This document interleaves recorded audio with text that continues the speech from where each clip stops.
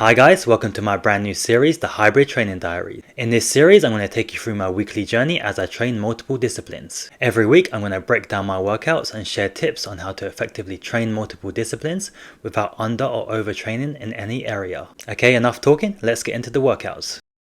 On day 1, I did a push workout with a focus on power, so I'm going to be working with a medium load at lower reps, but focusing on controlled eccentrics and explosive concentrics.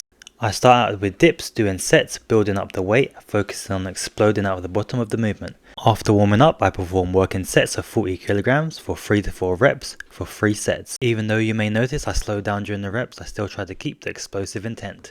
Next, I'm moving to bench press. Again, I'm keeping the explosive intent while pressing and going down in a low and controlled manner while lowering the weight. Next, I work on some anti-rotational core movements, starting out with pad-off presses, followed by wood choppers to develop explosive rotational strength. To finish the workout, I superset explosive pull-ups with L-sit holds. Day 2 is a pull workout, again focusing on power. Explosive and weighted pull-ups are my go-to exercises on this day. I start the workout with high pull-ups, attempting to get my chest to the bar. I perform sets of doubles, increasing the weight every set. Once I hit a weight I can't get to my chest to the bar, I move to 3 sets of 2 of 80 to 90% of my 1 rep max. In this case I went for sets of 40 kilograms for 3 sets of 2. Next I work on 2 sets of band resisted pull-ups, and the bands are useful as they create an increasing strength curve. This means I need to work harder at the top part of the pull-up, forcing me to rely on the explosiveness at the bottom and increase strength at the top. Next I work on bent over rows, and to make them explosive I use the pendulum row variation, stopping and resetting at the bottom and focusing on pulling up fast and going down slow. I continue vertical rowing, this time using bodyweight on the TRXs. Again I'm focusing on pulling explosively towards the waistline. I finish this workout with some bicep isolation, going with some explosive bicep curls, curling up fast and coming down controlled. Day 3 I focused on some cardio in the form of martial arts and also focused on some mobility. Starting out I warm up with some skipping rope and a little bit of rope flow, followed by some dynamic leg movements. After doing a general warm up I go for a few rounds of shadow sparring, working on a few techniques. After the shadow sparring I jump on the punching bag and I'm going for 5-minute rounds. I start out with some basic single punches and kicks for the first 2 rounds, and then I move on to performing combination and more movement in the later rounds. After the bag workout I go through several static stretches to increase flexibility and relieve muscle tightness. Day 4 I train legs, core and zone 5 cardio. After warming up with some lower body mobility, I start the workout with barbell back squat pyramid sets, starting out at 20 kg, working up to 130. With these squats I'm working on coming down in a controlled manner and having the intent to come up as fast as possible. After squatting I perform some jumping, starting out with pogo jumps to activate fast twitch muscles. I then perform 5 sets of 3 to 5 trap bar jumps to build explosive leg strength. Following this I perform 5 sets of 3 to 5 reps of broad jumps. I finish the indoor portion of the workout working on building core strength with dragon flag raises.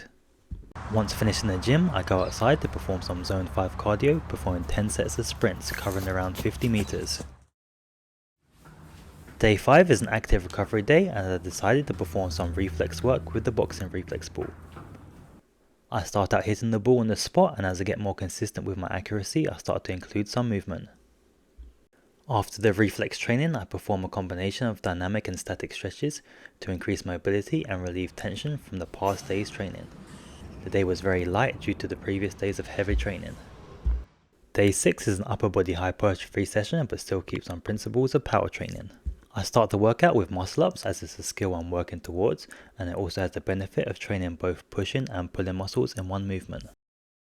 I continue the workout with weighted pull-ups and weighted dips, and you'll notice in this workout I alternate between pulling movements and pushing movements. This is because it saves time and it allows a good amount of rest between the different pushing and pulling exercises. Next I'm moving to horizontal pulling and pushing, performing flat bar bench press for the pushing muscles and seated rows for the pulling muscles. A goal of this workout is to perform movements in both horizontal and vertical pulling planes. You may notice I like to stick to weighted calisthenics for vertical movements and then move on to traditional bodybuilding movements for horizontal exercises. To finish the workout I perform isolation exercises for the biceps and triceps. I superset rope curls and rope pushdowns. Day 7 was a light rest and active recovery day. On this day I performed some light stretching and mobility exercises just to loosen up the tense muscles from the previous day's workouts. Day 8 is the final day of this power focus cycle and is a leg, core and martial arts day. The leg portion of this workout was more focused on hypertrophy, so I performed sets in the higher rep ranges. Once warm, I perform a top set of squats and 2 back off sets with a lower weight. In the top set, I'm aiming for 8 to 10 reps, and in the back off set, I'm aiming for 10 to 15.